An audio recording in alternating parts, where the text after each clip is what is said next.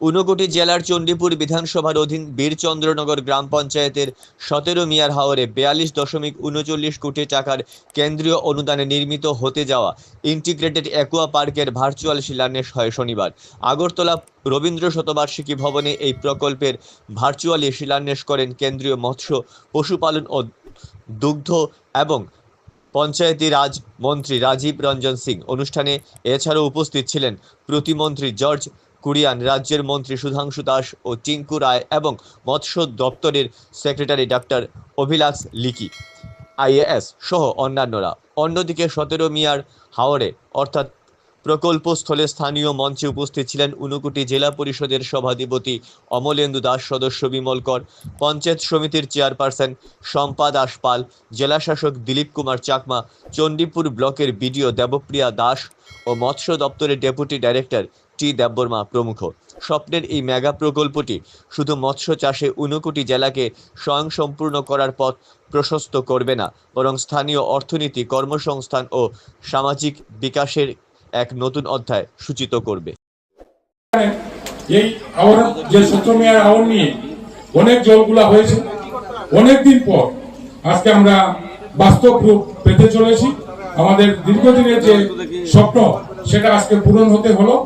এখানে আমরা কিছু দেখেছেন, ওই যে আমরা বলি না সোশ্যাল মিডিয়ার মাধ্যমে যে হলুদ খামে স্বপ্ন পূরণ, হলুদ খামে স্বপ্ন পূরণ, এটা আজকাল সোশ্যাল মিডিয়ায় ভালো দেখা যায়। আমরা বলবো এখানে সবুজ মাঠের স্বপ্ন পূরণ, আজকে এখানে হাওর অঞ্চলের স্বপ্ন পূরণ হলো। আজকে এটা ছিল হলুদ খামের স্বপ্ন পূরণ, আজকে হাওর অঞ্চলের 17 মিয়ার হাওরের স্বপ্ন পূরণ আমরা এখানে সাক্ষী হয়ে থাকলাম।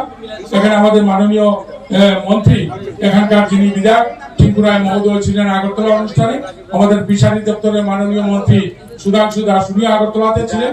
আমরা এখানে ভার্চুয়ালি প্রোগ্রামে অংশগ্রহণ করেছি এবং এই হাওর অঞ্চল নিয়ে আমার জানা মতো প্রথম বীরজিৎ বাবু যখন মিনিস্টার ছিলেন বা জোট আমল থেকে এখানে তখন কি সাইবেরিয়ান পাখি এখানে মানে পার্ক করা হবে, সাইবেরিয়া থেকে পাখি নিয়ে আসা হবে, এই বলে এইরকম একটা প্রকল্প ওনারা নিয়ে ঘুরেছেন, মানুষকে বুঝিয়েছেন, কিন্তু কাজের কাজ কিছু হয়নি। যেমন 17 মিয়ার আওয়ার ছিল 17 মিয়ারই থেকে গেল। তার পরবর্তী সময় সার কারখানা হবে এখানে ব্রাহ্মণের আমলে। আমি কাউকে দোষারোপ করছি না, কিন্তু বাস্তব কথা বলছি। এইগুলো এই হাওর অঞ্চলের কৃষকদেরকে এত জায়গা এখানে আমাদের পতিত পড়ে আছে, যেখানে কোনো ইনকাম হচ্ছিল না, কোনো আমাদের অর্থনৈতিকভাবে কোনো সাহায্য পাচ্ছিলাম না, সেই জায়গাটা এতগুলো জায়গা আজকে সার কারখানা হলো না।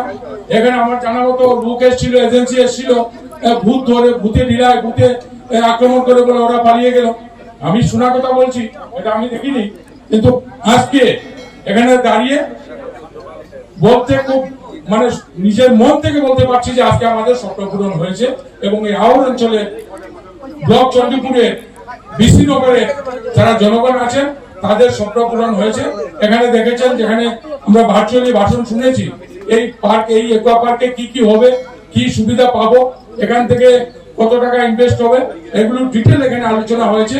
আমি সেদিকে যাচ্ছি না। আবারও সবাইকে ধন্যবাদ দিয়ে যে আপনারা দীর্ঘক্ষণ থেকে এখানে অপেক্ষা করেছেন, আমাদের সঙ্গ দিয়েছেন, আমাদের প্রোগ্রামকে সফল করেছেন, তার জন্য আবারও ধন্যবাদ দিই।